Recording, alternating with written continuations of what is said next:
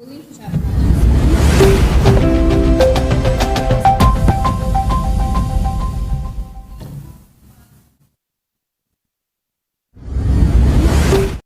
Olá, seja bem-vindo ao Verbo Literário, o Clube do Livro da Rede Verbo. E aproveitando ainda essa temática, né, de março, o mês voltado para as mulheres, né, no dia 8 de março nós comemoramos o Dia Internacional da Mulher. Nós estamos com um livro também voltado, né, para as mulheres. Mas se você é homem, continue assistindo, certamente você vai aprender algo também, né? Eu quero começar saudando você que está nos assistindo, seja no YouTube ou na TV, né, através do grupo da Telecab ou da TCM. Eu quero convocar também você para acessar o nosso canal no YouTube, Verbo Literário. Lá nós temos, né, o chat, você pode estar engajando, interagindo com a gente, e aí fica mais fácil também realizar algumas trocas. Quero começar também desejando uma boa tarde, um bom programa para a nossa apresentadora, Vanessa Nogueira. Boa tarde a todos, né? Sejam muito bem-vindos. Estava já aqui na expectativa de ver o seu comentário, de interagir com você. Se você está nos ouvindo, por gentileza, né? Colocar aí o seu boa tarde. É uma temática muito interessante. Uma leitura um pouco densa, mas tem, né, umas partes muito fortes, né? Eu acredito que você, tanto homem quanto mulher, né? Uma das propostas do livro, ela também fala da perspectiva, né, dos contrapontos, né, de algumas características masculinas e femininas. Né? Então, acredito que mesmo você não sendo mulher, você também vai ser alcançado de alguma forma. Então, se você está escutando, né, e lembrou de alguém que gosta dessa temática, ou então tem dúvidas um pouco sobre essa temática, também compartilhe o link dessa live. Exatamente. Então, o livro, né, qual nós estaremos conversando é esse livro, O Privilégio de Ser Mulher, da Alice Van Hildebrand, né? E ela é uma senhorinha muito fofinha, né? E esse é um livro maravilhoso que vai tratar sobre alguns aspectos, né, da feminilidade, e tratar de alguns temas que hoje vem em contrapartida com temas que têm sido levantados, né, em contrapartida à feminilidade, né? Então, vamos começar. É um livro curtinho também, tem cento e poucas páginas. Então, e é muito gostosinho de ler, né, Vanessa? Eu achei uma leitura, assim, bem... Embora eu tenha achado um pouco densa, mas eu gostei de ler, né, na maior parte do conteúdo. Deixa-me só me situar aqui, porque eu estava compartilhando aqui o conteúdo. Primeiro capítulo. Aproveita esses momentos, gente, esses momentos iniciais, esses minutos, para estar compartilhando, né, nos grupos. A gente sabe que algumas das pessoas que nos assistem também participam, né, de outros clubes de leitura, e às vezes é um assunto afim, né? Deixa eu ver. Então, assim, eu já acho o próprio título, né, já bem chamativo, porque eu não sei a experiência de Amanda, né, mas a minha experiência de vida, né, de contexto de família, de todo o contexto, né, que concerne a minha vida, sempre, né, até primeiro conhecer ao Senhor, né, ter também algumas coisas desmistificadas na minha vida, sempre pareceu, né? Até poucos anos atrás, mesmo depois que eu conheci o Senhor, ainda passou-se um tempo, né, para que essa crença, né, de que ser mulher era sempre desfavorável, né? Não sei qual a experiência de Amanda, mas nas falas diárias, né, a gente vê alguns conteúdos aqui, porque a própria autora, né, ela é uma teóloga, filósofa, então ela traz um conteúdo, né, de um teor exploratório, né, conceitual, às vezes um pouco alto, né, para quem não tem tanto conhecimento intelectual, talvez não leu tantas coisas, né, às vezes também não gosta. E aí parece que é uma temática só para estudiosa sobre o feminismo, né, sobre a feminilidade, sobre pessoas intelectuais, mas eu lembro que o que me marcou e começou a me despertar sobre esse assunto eram os constantes comentários, né, de que sempre, sempre parece quase como que um, um, um castigo divino, né? Deus separou dois públicos e tornou um lado, né, que é o lado masculino mais fácil e o lado feminino sempre mais difícil e mais pesado. Então, o próprio título do livro já começa a ministrar, né, talvez para você, não sei qual o seu grau de conhecimento do assunto, mas talvez já choque de, né? Porque quando eu digo crer, não somente no sentido espiritual, né? Tá no contexto às vezes de igreja, né? E parece que crer é só sobre, né, no que a Bíblia diz diretamente. Mas todos nós cremos em algo, temos uma posição, ainda que alguém tenha colocado, né, esses conceitos na nossa mente sem que a gente tenha buscado. Mas todos nós pensamos, pelo menos, sobre a maioria dos assuntos. E eu lembro que o pensamento que estava sobre a minha mente, né, sobre as pessoas que eram próximas a mim, até certo tempo era que sempre, em qualquer situação, no casamento, no mercado de trabalho, nas relações, sempre, em todos os aspectos, a mulher está, né, em uma situação. Começar a ler o título é O Privilégio de Ser. Ele já começa, né, muitas vezes trazendo um embate aquilo que você crê, né? Quer seja mulher, porque eu as mulheres falando, né, que não queriam por por uma série de coisas, ou então, se você é homem, né, que existe, é fato, né? A gente vai falar um pouco mais profundamente ou mais superficialmente, vai depender do desenrolar, mas um pouco sobre, que é o que ela fala também, né? Um pouco contra o feminismo, né? Existe isso, é patente, né, diante dos nossos olhos, mas de fato, né? E é o que ela vai começar tratando, né? De vários homens, em vários, né? Às vezes até teólogos, trazendo essa perspectiva da mulher como um ser superior. E dessas pessoas, alguns desses homens que trazem algumas perspectivas negativas, né? Talvez não vai dar para citar, né? Mas assim, particularmente um deles que traz alguns um comentário, né? Que ela vai trazer várias teorias de pensadores, filósofos, teólogos, de vários homens, trazendo uma perspectiva um pouco negativa, né? E um deles, um personagem aí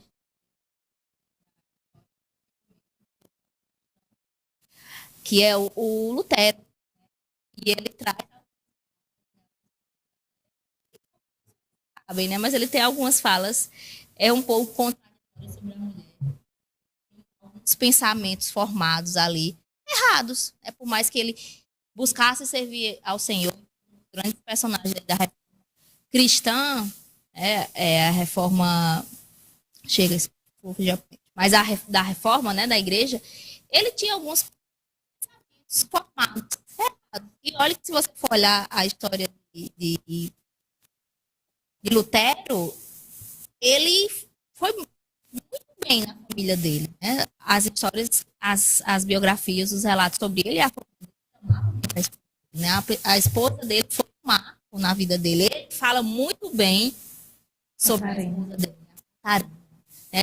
Às vezes de forma é lindo quando você vê ele falando do casamento dele, mas quando ele articula frases ali sobre o gênero feminino, parece que a esposa dele está distante dessa realidade que ele pensa sobre as mulheres.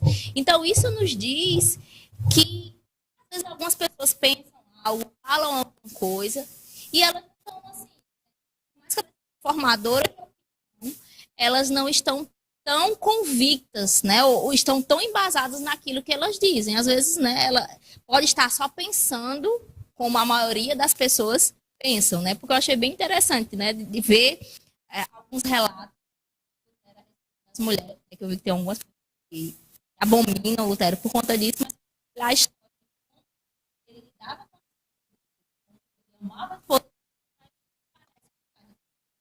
que ama e faz, né, o que ele fazia pela esposa dele, fala como ele fala da esposa dele, né, pode ter alguns pensamentos. Então, isso já nos diz que muitos dos pensamentos que às vezes a gente tem, eles não condizem com o que a gente realmente quer viver ou o que a gente vive. Então, do que ela vai falar sobre esses dois pontos, né, do pensamento, e parece que o pensamento dentro da igreja, né, as pessoas contra os princípios cristãos, né, contra os princípios de Cristo, elas às vezes querem trazer como que culpa, né, a desvalorização da mulher, a deturpação do valor da mulher para aqueles que de alguma forma têm um vínculo com Cristo, um vínculo com a religião. E aí ela vai trazer vários exemplos, né, eu acho que, não sei, de repente a Amanda vai ter mais arcabouço, né, para falar sobre essa parte histórica, né, que ela estuda mais sobre o feminismo da perspectiva histórica. Mas aí ela vai ter, na primeira parte, fazer esse lado, né, aqueles pensadores, teólogos, filósofos, que trazem a perspectiva negativa da mulher, e aqueles que trazem, né, a beleza, a valorização da mulher e da perspectiva bíblica, ao longo das escrituras, não só no Novo Testamento, que algumas pessoas, né, dizem, não, Jesus veio dar valor à mulher, né? Você vê várias interações com Jesus restaurando a dignidade de mulheres, né, valorizando mulheres, dando a primazia a mulheres de informações, de fatos. Mas se você for olhar no Antigo Testamento, né, Salmos, Provérbios, principalmente, sempre tem uma linguagem até que poética falando da mulher. A mulher é a glória do homem, né, que a mulher sabe, que a mulher é comparada ao valor de pedras preciosas, né, do ouro. Então, a primeira coisa que ela tenta, né, destruir é esse pensamento de que a perspectiva negativa sobre as mulheres foi construída e é, entre aspas, culpa, né, da vertente aí teológica, da vertente, né, desse público cristão. Só o programa é ao vivo, gente. A gente vai precisar fazer a troca aqui do microfone, mas enquanto isso, né, Vanessa compartilhou um pouco da experiência dela no que diz respeito, né, essas contrapartidas da feminilidade e até mesmo da tradição familiar. E eu tenho vivido, né, um processo, sobretudo em Deus, porque eu venho de uma família, podemos dizer, tradicional, né? Tive um pai muito presente, né, que não trabalhava fora, né, trabalhava em casa. Então, sempre tenho memórias do meu pai em casa. A minha mãe também não trabalhava fora. Então, eu cresci ali cercada, né, com a figura paterna, a figura materna, minha irmã, né? E na faculdade, eu cursei jornalismo, né? E na faculdade, eu percebi que muitas coisas que haviam sido enraizadas em mim pelo tradicionalismo, não necessariamente por meio de palavras, né? Alguém chegando dizendo, uma mulher tem que ser assim, um homem tem que ser assim. Mas existiam algumas raízes por causa da referência, né? A referência do meu pai, a referência da minha mãe, a referência das minhas tias, né? De mulheres que me cercavam. Da minha mãe, da minha avó, que é uma referência muito forte. Mas eu percebi que na faculdade, algumas dessas raízes, dessas estruturas que vinham por causa da tradição, por causa ali do seio familiar, elas foram comprometidas por causa de algumas ideologias ali que foram se infiltrando, né? Então, eu comecei a me afastar do desejo, por exemplo, do casamento, do desejo e do prazer que é ali, que se envolve na maternidade. Então, todas essas coisas eu comecei a me distanciar, né? E, inclusive, em alguns grupos, né, de estudo, de encontros mesmo, né, de feministas ou simpatizantes, digamos assim, que eu fazia parte, né? Eu comecei a perceber algumas coisas. Era um grupo de mulheres que, obviamente, não vou generalizar, tinham pessoas muito sérias nisso, né, com pautas muito sérias também, mas eu comecei a perceber em algumas reuniões específicas a incoerência do discurso com a realidade da mulher, né? A gente vê que todo o corpo da mulher, né, as suas emoções, toda a estrutura feminina, ela foi formada para um fim, para alguns fins, na verdade, né? Para alguns desígnios, como diz Mike Murdock, né? E algo que me marcou profundamente, né? Existia um grupo específico em que as mulheres se reuniam, né, para discutir sobre algumas temáticas ali da atualidade concernente às mulheres, principalmente as mulheres na academia, na universidade. E uma das nossas amigas, ela engravidou. E de uma forma muito subjetiva, ela era uma mulher muito, muito ativa, assim, no movimento. Ela engravidou e ela, assim, ela se apaixonou por aquilo, né? Engravidou também de um dos nossos amigos, muito querido. E eu percebi que ela foi sendo deixada de lado por assumir, né, esse amor e essa estrutura de ser mãe. Né? E eu comecei, não somente essa incoerência, né? Porque se nós estamos lutando por alguns privilégios, né, digamos assim, por ser mulher, então por que quando uma decide fazer uma escolha, né, e assumir aquilo de ser uma mulher voltada para as coisas do lar, para a maternidade, para o seu esposo, por que ela não parece ser digna o suficiente daquela luta? E aí aquilo começou a ir quebrando, né, uma série de estruturas que a universidade favoreceu para que fossem sendo construídas, né? E aí eu percebo que desde o ano passado, não somente por um desejo de entender melhor algumas coisas e algumas estruturas, mas eu percebo que o próprio Deus tem trazido à tona também, eu acredito que não só na minha vida, mas de muitas outras pessoas, né? Não só mulheres, mas homens também, para que a gente volte para esse tema, essa temática, né? Da feminilidade, da família, né? Assuntos ali concernentes à tradição familiar, ao conservadorismo. E sabe, quando a gente vai lendo algumas coisas, primeiro que eu tenho descoberto uma paixão sobre isso, né? Um amor de estudar mesmo, assim. É o objetivo, o fim de Deus ter criado a mulher e o homem, com funções diferentes, com atribuições diferentes, né? E teria vários pontos que poderíamos ressaltar.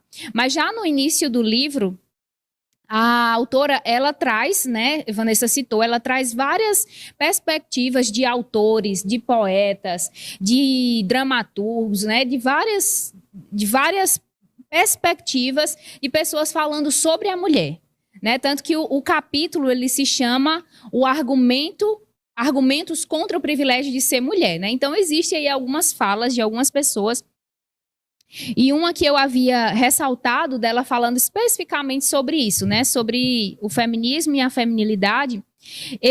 Ela fala assim: mas será que a resposta feminista a essa desigualdade, a essas desigualdades e injustiças, é uma solução que beneficiará a igreja, a sociedade como um todo, o casamento, a família ou mesmo as próprias mulheres? Ora, ao desejarem se tornar como os homens, as feministas inconscientemente admitem a superioridade do sexo masculino, o que é um paradoxo, né? Mas, enfim, né? Para fechar aqui o meu raciocínio, para dar a fala à Vanessa, para devolver a fala a ela, a gente vai ver que muitas vezes, muito sutilmente, né, uma agenda secular, e eu posso dizer até uma agenda mundana, contrária aos princípios de Deus, né, contrária à vontade de Deus, tem sido incutida, né? Não só por discursos, mas principalmente pelo entretenimento. E nós estamos, como igreja, abraçando esses argumentos. Nós camuflamos ele com um discurso, às vezes, espiritual, mas o princípio ali de subversão, o princípio de rebeldia está ali. E livros como esses, né? Não somente esse, mas outros materiais também. Eles vêm como um bote salva-vidas para nos trazer de novo para o fundamento, né? Para o fundamento. Então, como eu comecei falando, existia um fundamento familiar dentro de mim, mas pela associação com conteúdos, com ideologias que possuem eu sei que eu estou sendo polêmica, não saiam da live, mas que possui uma fachada muito bonita e possui argumentos que são argumentos não, uma luta que tem o seu valor, que é legítima, né?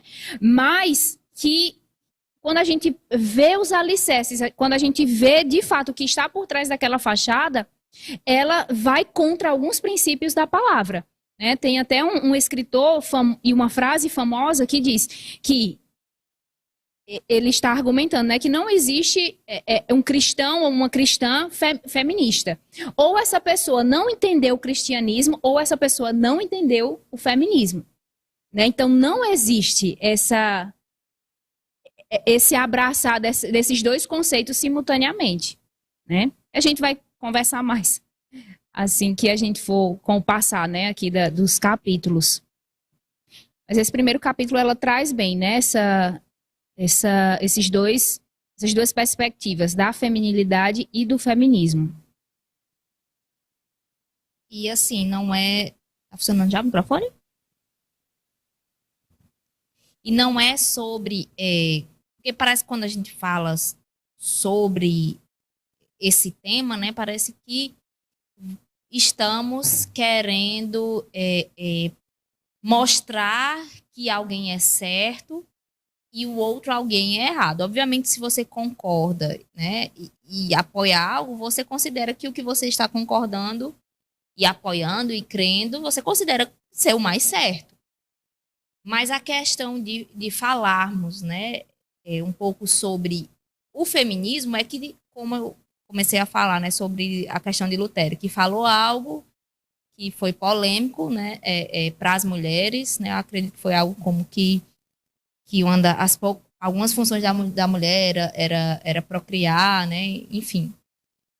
É que existem pessoas que elas, como a Amanda também falou, elas estão num meio, num sistema, e elas gostariam de viver algo, mas porque existe como que de uma forma mais estruturada, né, essa questão do feminismo, é como se essas ideias elas foram implantadas já, né, como que um download, já muito bem estruturadas na cabeça de mulheres. Então, se você, de repente, quer ser uma feminista por entender o que de fato é o feminismo, né, talvez aqui não seja o seu lugar de ter conteúdo. Mas, se você, principalmente como uma mulher cristã, quando eu digo aqui não só nessa live, mas nesses conteúdos, né, você, como uma mulher cristã que entende que tudo que foi criado, né, inclusive o papel de homem e mulher, veio de Deus, então não tem como você abraçar aquilo que Deus criou e aquilo que foi sistematizado como uma ideologia humana.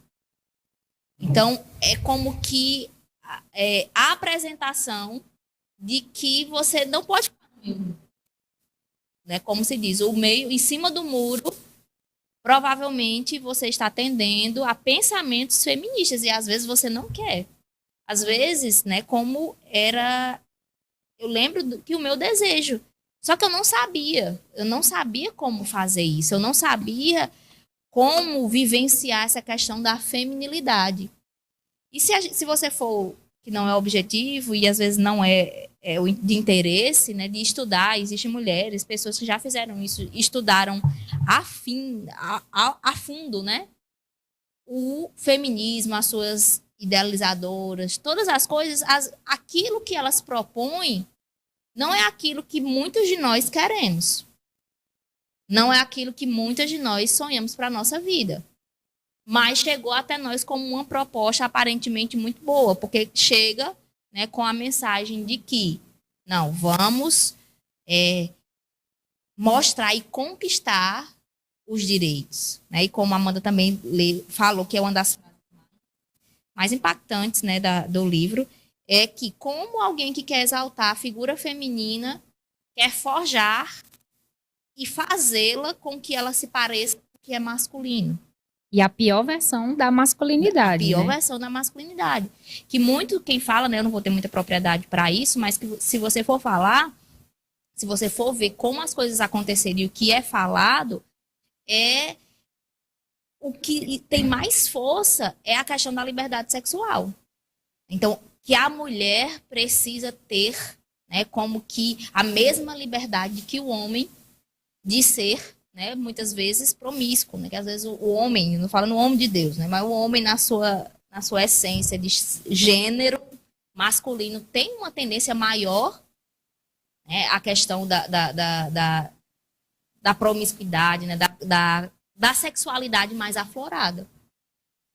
Então, muitas pessoas, muitas mulheres, né, aí afora, e algumas que, né, são cristãs, obviamente, que elas não vão defender essa parte, mas uma parte forte do feminismo não é conquistar direitos iguais para a mulher. Né? Não é trazer, exaltar o que há de bom na mulher. Porque se fosse exaltar o que há de bom na mulher, não era assim, o movimento simplesmente não teria que querer igualar o homem, né, as potencialidades do homem ou da mulher igual a do homem. Então, muito que se deseja é o quê? Não ser igual ao homem na questão dos sentimentos, né? Que é um capítulo que ela vai falar mais à frente, que é a relação da mulher e dos sentimentos, né? Eu vou trazer um pouco, porque pelo menos na minha vida, o que eu mais que era mais pesado assim para mim é porque parecia, como eu não tinha muita facilidade de lidar com os sentimentos, o fato de ser mulher e parecer estar mais como que suscetível aos sentimentos me fazia me sentir mais fraca. Então, o homem é mais forte porque ele sente menos, né? Ou sente de uma forma diferente da mulher. E aí tem um capítulo que ela vai falar todo só sobre a mulher, a relação da mulher e do sentimento. E também vai trazer um contraponto, né? Do homem e do sentimento também. E aí, quando ela traz esse contraponto e outras literaturas trazem esse contraponto, a gente sempre pensa, é sobre comparar e ver quem é melhor. Pelo contrário, é fazer comparações, né, e ver em que cada um é melhor. Eu acho bem interessante que ela fala sobre que o homem tem dificuldade, né? E eu estava até conversando recentemente sobre isso. O homem tem dificuldade de lidar com alguns sentimentos. É como que, né, ele tem vergonha, ela escreve assim, como que ele tem vergonha do seu coração, né? No sentido de que os homens às vezes têm dificuldade de lidar com sentimentos de ternura, de amabilidade. E aí, às vezes, a nossa mentalidade, não, é porque eu quero que o homem seja assim. Mas quem foi criada para ter maior sensibilidade, para ter maior desenvoltura com os sentimentos foi a mulher. E aí a gente acha, pelo menos eu achava, não, é fraqueza. É fraqueza ter sentimentos mais acentuados. É fraqueza parecer ser menos constante, ter mais oscilações de tristeza, de amor, de raiva. Todos os sentimentos, parece que a gente, como mulher, ainda que personalidades diferentes, a gente tem uma intensidade maior. E aí ela traz sobre essa perspectiva que isso não é, né? Obviamente que nós não vamos ser levados pelos sentimentos. Os sentimentos não vão nos dominar. E tem uma parte, assim, maravilhosa que ela fala, né? Ela diz que os sentimentos são vistos por inferiores porque eles não podem ser comandados, né? A gente tem controle sobre as nossas atitudes, mas os sentimentos não. Os sentimentos, ela fala na perspectiva que são aquelas sensações que chegam. Que às vezes a gente fica triste, fica magoada, fica feliz com coisas que acontecem. E ela diz que esse argumento é falho. É falho pelo fato de que a graça também não pode ser comandada. E a graça não é inferior, né? Mas pelo contrário, ela é superior. Então, aquilo que a gente vê, né? Eu já vi muitas pessoas, muitas mulheres falando, eu não queria ter sentimentos, né? Não sei a Amanda. Não sei a Amanda, mas é uma frase que eu já ouvi muito, e não só de uma pessoa, de várias mulheres. Eu não queria ter sentimentos, eu não queria, né, sentir as coisas, eu queria, né, simplesmente não considerar as coisas, eu não queria me importar com as coisas e com as pessoas, principalmente com as pessoas, que é uma outra... Eu não me lembro exatamente aonde ela fala sobre isso, se a Amanda depois lembrar, né? E se não lembrar, fica e depois vê. Mas ela fala sobre um experimento meio que social.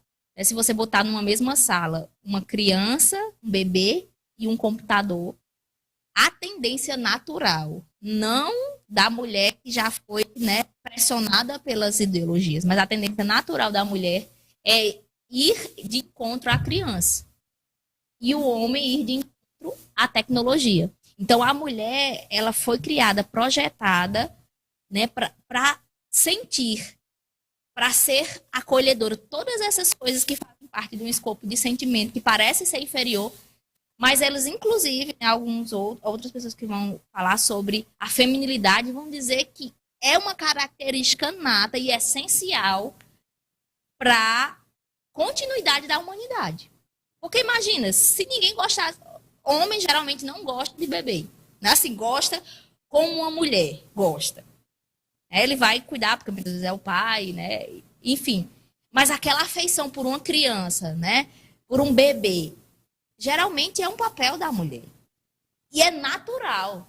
Não precisa ser forçado. Então, a continuidade da humanidade, ela não depende de computadores, celulares, internet. A continuidade de ter pessoas para viver nessa terra. É muito do papel da mulher, de conceber e de cuidar. Isso, se a gente for olhar, eu acho algo gracioso e incrível. Né? Vai de encontro ao que hoje, o que é bom é o quê? Aquilo que dá dinheiro, fama e poder. Cuidar de uma criança, fazer as coisas comuns do lar, não tem glamour. Mas são essas. Se hoje nós estamos vivos, foi porque a maioria, uma mulher cuidou de nós. Se nós comemos, pode ter certeza, a maioria da comida feita no mundo foi uma mulher que fez. Então, a manutenção básica da vida é feita por uma mulher. E ela instintivamente faz isso de um modo muito gracioso. Então, é importante crescimento, tecnologia, sucesso, todas essas coisas são importantes. Mas em detrimento à vida, ela é mais importante do que o sucesso, do que, né, do sucesso na ideia que as pessoas têm de sucesso. É mais importante do que qualquer recurso tecnológico de inteligência artificial. Porque tudo que existe de tecnologia existe por causa da básica e simples vida humana, né? Exato. Estudando esses assuntos, né, assim, de feminilidade, família, é quase impossível não lembrar das que estão ao nosso redor, né? E nesse capítulo que ela trata das emoções, ela fala muito sobre força, né? A força masculina e a força da mulher, né? Ele até fala que a moral da mulher é a força da mulher, né? Então, quanto mais essa mulher é forjada na sua moralidade, mais forte ela é, né? Mais forte ela se torna. E aí ele até fala, né, que a coisa mais forte da Terra é uma mulher, né? Eu acho isso interessante, nesse sentido de moralidade, né? Mas lembrando sobre isso e meditando e pensando assim também sobre isso, nesse sentido de refletir sobre amor, a força, eu lembro muito da sensação de segurança que nós tínhamos quando meu pai estava em casa. Né, nós não nos preocupávamos se a porta estava aberta, se a porta dos fundos, a porta da frente, se as janelas estavam abertas, mesmo se já fosse tarde da noite, por exemplo, né, só de ter a figura paterna ali. Agora, quando meu pai saía, né, geralmente aos sábados ele saía para visitar o meu avô, então a gente já tinha toda uma preocupação, né, de vigilância ali, porque a figura do homem não estava em casa. E aí, por muito tempo, né, eu já compartilhei isso com as meninas, com Vanessa, com outras amigas, mas o meu pai sempre foi para mim essa figura de força, né? E quando eu entrei, quando eu comecei a me associar com esses conteúdos, né, voltados para a feminilidade, né, para aspectos do feminino, né, eu passei a admirar muito a minha mãe. Eu já admirava, porque ela é uma mulher muito amável, a minha mãe é muito amável. Mas eu passei a admirar muito, porque eu fui vasculhar também qual a sensação que a presença da minha mãe causava no lar. né? E eu lembro, assim, de muitos momentos em que o simples fato de minha mãe estar em casa parece que existia paz. Parece que a minha mãe era a personificação de paz no nosso lar, sabe? Então, quando a minha mãe estava em casa, tudo que podia ser caótico, tudo que podia, de alguma forma, encontrava o seu lugar, porque ela, a minha mãe, ela tem uma personalidade de muita ternura, de muito afeto, né? E isso é uma força, né? A questão, justamente como Vanessa fala, né? Às vezes a gente tem uma perspectiva de sucesso e a gente acha que somente algumas coisas manifestam o sucesso. Mas hoje em dia, né? E alinhada com a perspectiva da palavra de Deus sobre isso, eu percebo como eu tive um lar de sucesso. Como a minha família tem, né, ali uma estrutura de sucesso, né, de eu ter uma figura de um homem forte que trazia segurança para minha casa, mas também um outro lado da força, um outro lado da moeda, né, de um ambiente de paz, de calma, de ternura, de conversa, de diálogo, né, e isso vinha sobretudo da minha mãe e não deixava de, não era algo fraco, era algo muito forte, né, era um pilar de muita sustentação no lar. Né? Um outro capítulo aqui, eu achei esse fantástico, eu gosto muito desse assunto, né? Mesmo que historicamente,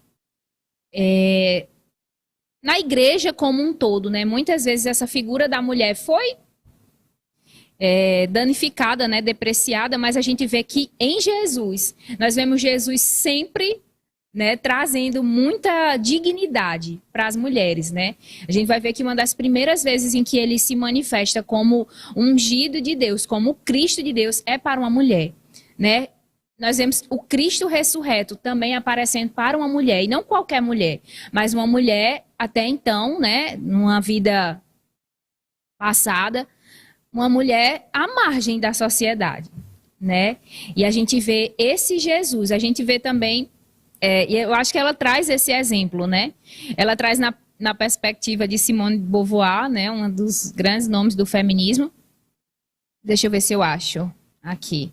Mas ela traz na perspectiva, a vida de Maria na perspectiva de Simone, né? De que ela precisou não somente gerar, ela gerou no seu ventre o seu Senhor e Salvador, mas também precisou se ajoelhar. Essa é uma perspectiva de Simone. Mas olha que maravilha, né? Até no livro ele usa um termo, né, que eu achei bem interessante. É um adendo, né? Mas eu vou circulando termos que eu acho bonito, né? A forma como o autor escreveu. Mas ele fala que a mulher lá em Eva, né, por causa do pecado, ela foi ferida na sua glória da maternidade. A glória da mulher era gestar, gerar, né? E a gente vê a figura, né, e a expressão de redenção em Maria. Né? Jesus poderia ter sido gerado de outras formas, né? Mas é no ventre de uma mulher que o Salvador nasce. Né? Então existiriam muitas outras formas, outras maneiras do Cristo ser apresentado, mas ali de uma forma natural e ao mesmo tempo sobrenatural, uma vez que Jesus foi gerado pelo poder do Espírito Santo, mas ele é gerado no ventre de uma mulher. Parece que não somente para redimir aquela mulher, mas a história de todas as mulheres, não é? E eu acho isso fantástico. Deixa-me ver, porque eu estou buscando, na verdade, qual capítulo que fala especificamente sobre isso. Ele também fala sobre, eu achei o capítulo, né, e estou encontrando aqui uma ordem, mas ele fala sobre o fato, né, o episódio de Adão e Eva, e ele traz na perspectiva secular, né, e de algumas autoras e autores feministas, né, essa figura de Eva ter sido gerada de Adão, né, como uma criação periférica. Mas quando a gente traz isso à luz da palavra, a gente vê, né, uma criação ali saindo do mesmo lugar de dignidade e até de um requinte maior. Uma vez que Adão ele foi gerado do pó da terra, né? A gente pode ler isso no capítulo 2 de Gênesis. Adão sendo gerado por Deus ali do pó da terra, mas a mulher não, né? Parece que com um requinte maior. Deus remove ali numa intervenção uma costela de Adão e forma a mulher daquele elemento, né? Então, como isso é maravilhoso, e isso me faz pensar, né, que a verdade, ela não está muitas vezes na beleza do discurso, porque existem tantos discursos, né? A gente pode falar de tantas formas a mesma coisa, mas a verdade, ela é como a luz, né? A gente consegue decifrar a verdade. E muitas vezes esses discursos, né, de que a igreja, de que Jesus não valorizava as mulheres e outras pautas, eles vêm camuflados de um discurso muito bonito, mas é um discurso vazio, porque não é coerente com o que de fato está escrito na palavra, né?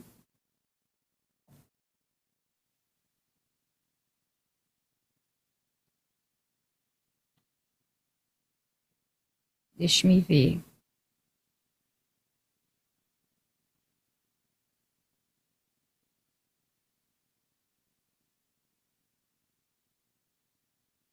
Uma outra parte, assim, que é quase poética, né?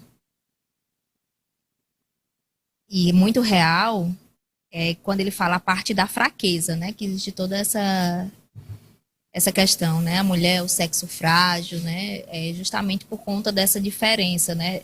Se comparado à estrutura anatômica, né? À estrutura das emoções, a estrutura hormonal, né? Tudo que concerne, né? A parte fisiológica, talvez confira para nós uma certa fraqueza, né? E ela fala sobre essa fraqueza, mas que essa fraqueza acaba sendo a força da mulher, né? O privilégio da mulher, pelo fato de muito mais graciosamente, muito mais facilmente, nós reconhecemos que em nós mesmos nós não temos a força. Por naturalmente o homem tem, né, a virilidade, a força física, né? Muitas vezes até a força de aguentar algumas pressões que muitas vezes de situações que vêm para nós como mulheres que às vezes não é tão fácil, não é tão simples, né? Alguns tipos de conflito, às vezes não é tão simples para nós mulheres estarmos submetidas, né? A alguns níveis de pressão. E para o homem é mais fácil, porque né, na sua constituição ele foi feito para aguentar mais pressão, para ter uma força física maior, né? Isso é fato. Você vai procurar aí nos estudos.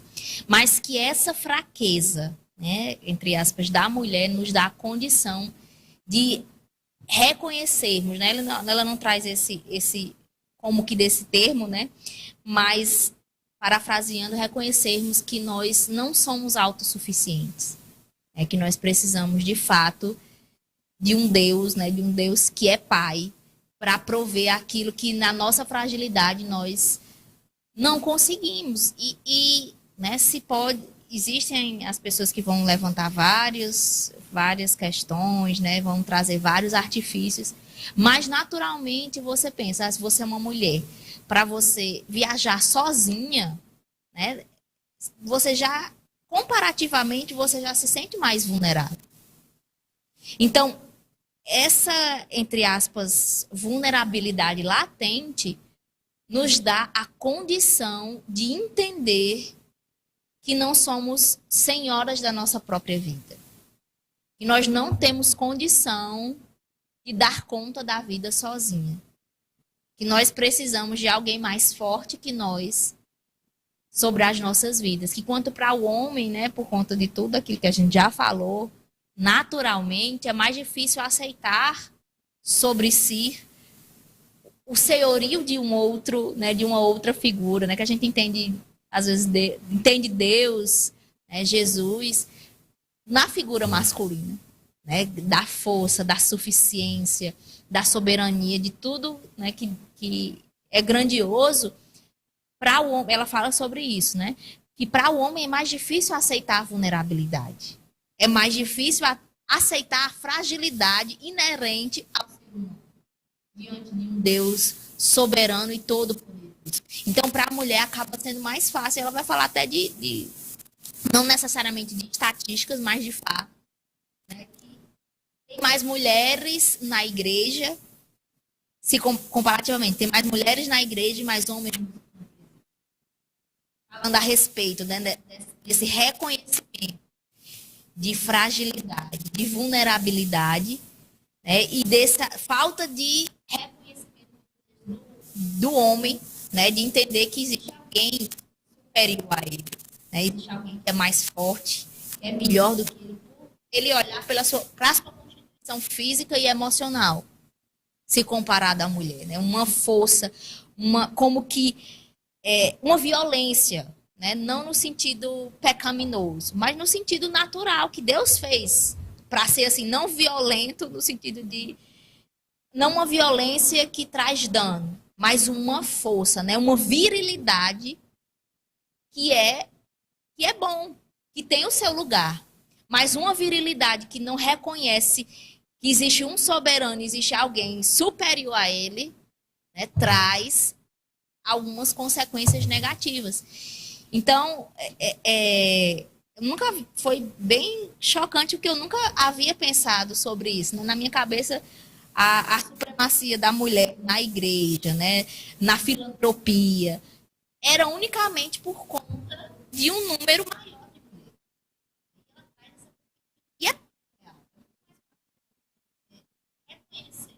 Estado de fraqueza e vulnerabilidade que o homem muitas vezes não consegue chegar porque ele não passa no dia a dia, né? E muitas vezes a gente passa no dia a dia a dificuldade, né, de abrir um pote de azeitona, a dificuldade de se sentir vulnerável e às vezes num ambiente. Então, às vezes o homem, ele não, pela sua constituição, pela sua natureza e pelo seu contexto, ele não experimenta constantemente esse estado de vulnerabilidade. Então, é mais difícil para ele reconhecer que, de fato, existe a necessidade de alguém mais forte sobre a vida dele, né? Acho bem interessante também quando a autora ela escreve assim, né? As feministas são o pior inimigo das mulheres. Elas não só fracassarão na tentativa de se tornarem iguais aos homens, como também colocarão em risco a sublime missão confiada às mulheres.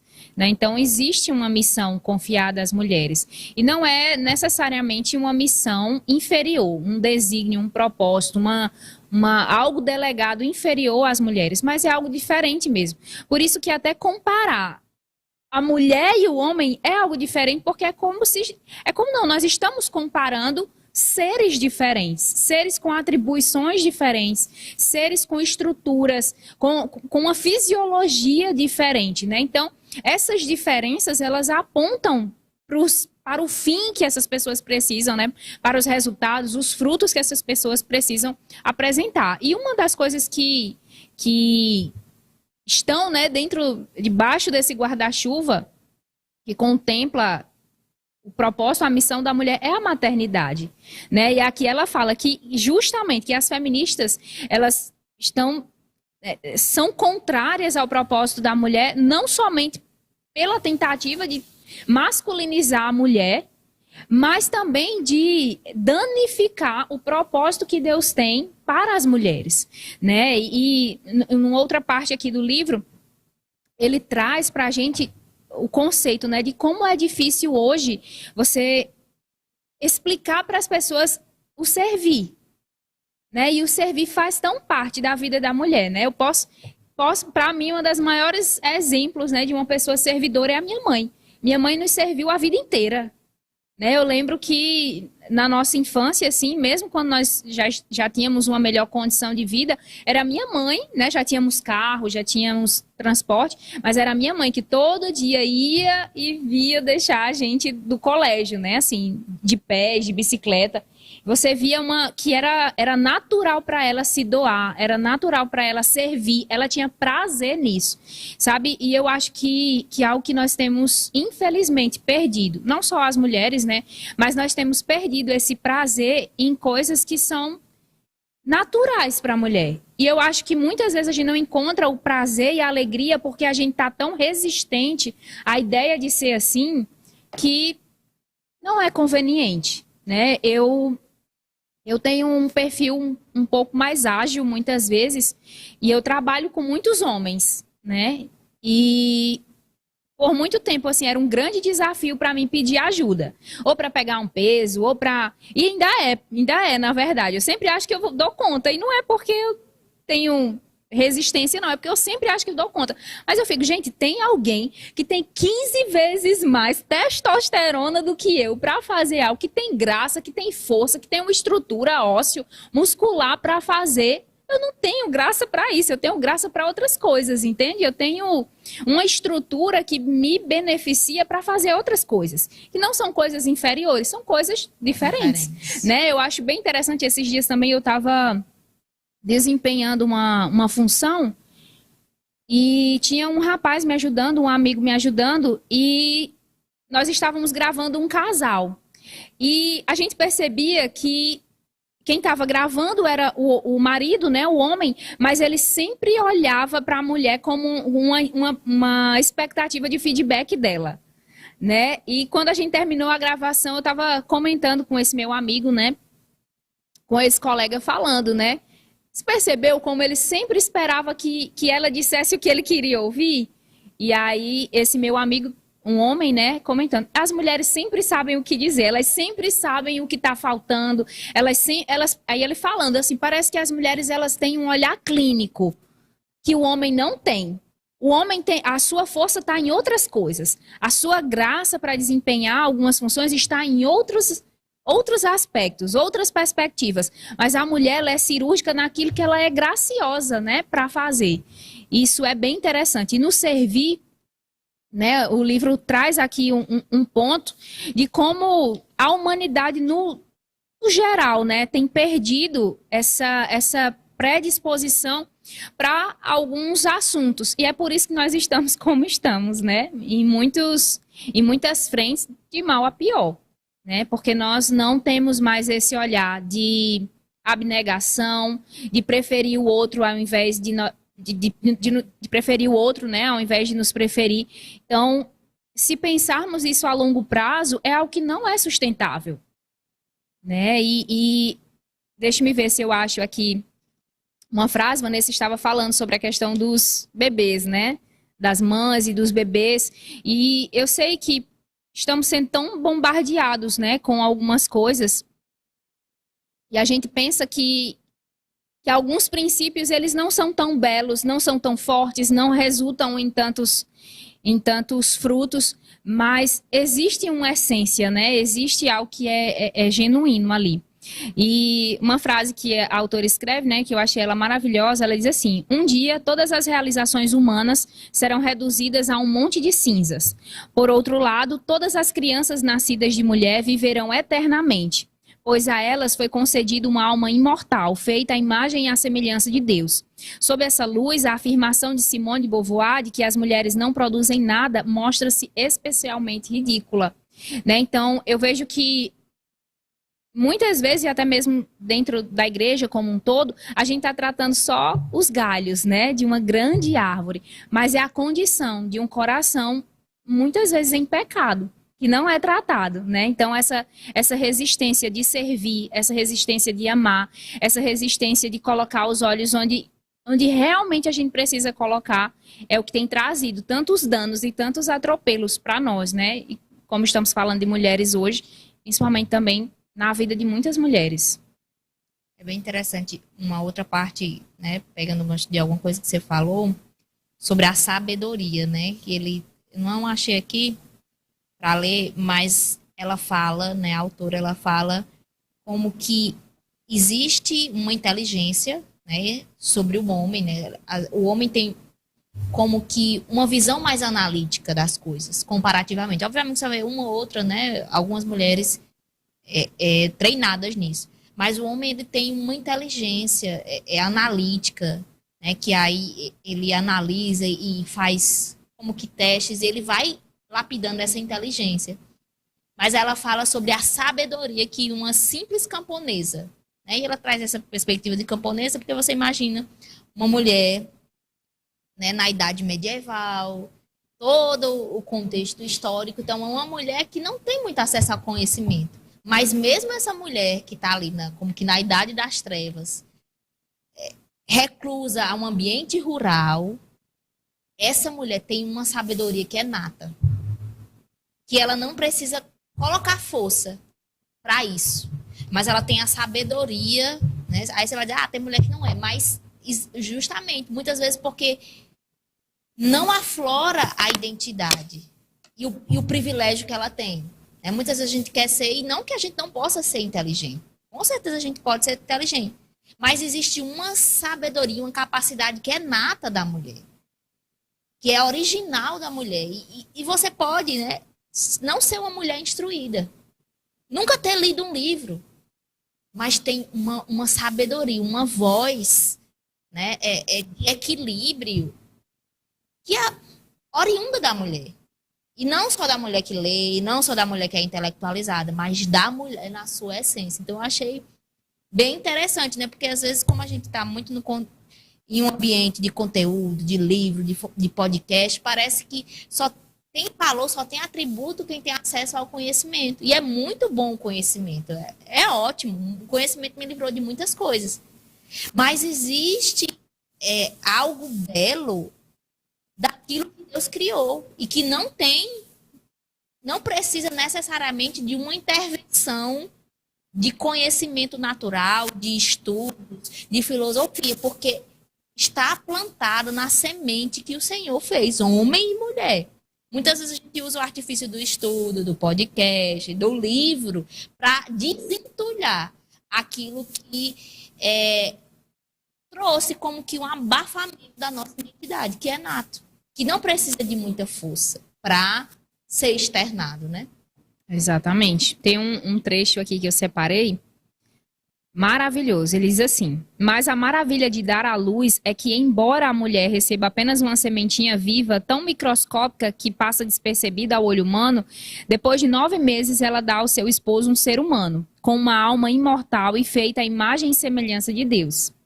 O momento da concepção dá-se horas depois do abraço marital, mas quando o esperma fecunda o óvulo feminino, podemos supor, embora isso nunca tenha sido ensinado formalmente pela igreja, que nesse exato momento Deus cria a alma da criança, uma alma totalmente nova, sendo imaterial, não poderia ser produzida por seres humanos. Deus, portanto, toca o corpo da mulher e põe essa nova alma no templo do seu ventre. Esse é mais um dos privilégios incríveis, esse é mais um privilégio incrível que o Criador deu às mulheres. Então, de forma objetiva, né, o livro se chama O Privilégio de Ser Mulher, mas esse é um privilégio, né, um dos privilégios de ser mulher, né, de você poder gerar, gestar. Isso é sublime, né? Amanda, a gente não falou com quem estava no chat, mas Foi, meu celular tá quase descarregando. Amanda colocou o seguinte, Amanda Souza: quando compreendemos os aspectos incríveis que Deus colocou em nós como mulheres, não sentimos a necessidade de sermos outra coisa, né? Já tinha chegado aqui desde o início, eu tinha visto, mas não tinha falado, né? Juliette, boa tarde. Edna, amo o pessoal de Gross. Vitória, boa tarde, Vitória. Dulcinete Freitas, Amanda também, Amanda Souza e Amanda Amorim. As Amandas já tinham nos cumprimentado. E trazendo assim, né, Vanessa, para uma perspectiva um pouco mais contemporânea, eu acho que justamente esse desviar da nossa identidade, né, da identidade das mulheres, é o que tem trazido tantos desequilíbrios, né? Você vê as mulheres, na sua maioria, emocionalmente desequilibradas, ou então cansadas, adoecidas, né, na sua alma e no seu corpo. Mas por quê? Porque tem entrado em vias que não são delas. Não há uma graça para que elas desempenhem. A gente sabe que muitas mulheres, elas são guerreiras mesmo, né? Elas estão levando ali a sua casa, a sua família sozinhas, né? Infelizmente, esse é o retrato de um lar brasileiro, por exemplo, né? Mas a gente sabe que esse não é o ideal de Deus para as mulheres e para as famílias, não é, né? E eu sei que muitas vezes, por causa dessa condição, a gente abraça algumas ideias, alguns sofismas, mas esse não é o ideal de Deus, né? Deus pensou o homem, Deus pensou a mulher, né? Tem até um livro que se chama Engendrado, que trata justamente, né, a forma como Deus criou o homem e a mulher. Né, tem um outro livro também que se chama Educando Meninas, e nesse livro tem um experimento feito, né, por uma professora. Ela é mãe de menino e de menina, né, e ela teve, eu não lembro agora se eles são gêmeos, mas eles se não eram gêmeos, tinham a mesma idade. E ela criou eles com... livres, né, no que diz respeito ao uso dos brinquedos. Então, ela deixava disponível os brinquedos, mas não necessariamente explicava. Esse é o brinquedo de menina e esse é o brinquedo de menina. E ela disse que certo dia ela abriu a porta do quarto da menina e ela estava ninando um caminhão. Né? Então, assim, é algo que é nato, é natural, é essencial. Eu sei que hoje muitas coisas estão bagunçadas e a gente perdeu algumas referências, né? Mas... se nós observarmos atentamente, está ali o princípio, né, o fundamento. Né, e a gente tem que... Eu fico com essa responsabilidade de zelar para que algumas coisas não se percam. Né? E é isso. Somente aqui, para a gente terminar, né? Fátima Alexandre, ministra lindas. Amém, Fátima, beijo, graça e paz. Edna, coraçãozinho, Edna, tá vendo? Da mulher, o coração. Então é isso. Acredito que pelo tempo, não por falta de assunto, né? Mas pelo tempo o nosso programa está encerrando. E eu sei que a gente não conseguiu abordar talvez nem não sei, né, 1/3 daquilo que o livro traz. É um livro, como a gente falou no começo, né, um livro um pouco mais denso. Ele vai trazer alguns nomes, né, e principalmente assim... da esfera, né, do feminismo, mas é um livro que vale muito a pena ler. É um livro muito revelacional, quase assim, né? Ele traz algumas frases, alguns conceitos tão maravilhosos que parece que a gente está, de fato, diante de algo novo, né? Mas não é algo novo, né? É algo que tem sido subjugado por algum tempo, mas eu creio e percebo no meu coração que Deus tem levantado algumas pessoas para trazer de novo, né, algo sobre os fundamentos, né? E é isso. Então, nós deixamos como recomendação esse livro, O Privilégio de Ser Mulher, e estamos encerrando o nosso programa. Tem alguma consideração, Vanessa? Só que próxima sexta nós não... Verdade, gente. Vale lembrar, né? Na verdade, não sei se é lembrar, porque a gente não tinha comentado ainda, mas na próxima sexta nós não teremos programa, mas na próxima sexta acredito que a gente retorna com mais um livro, né? Na sexta-feira, às 15 horas. Então, nós estamos encerrando. Esperamos que você tenha um ótimo fim de dia. E é isso. Até o próximo.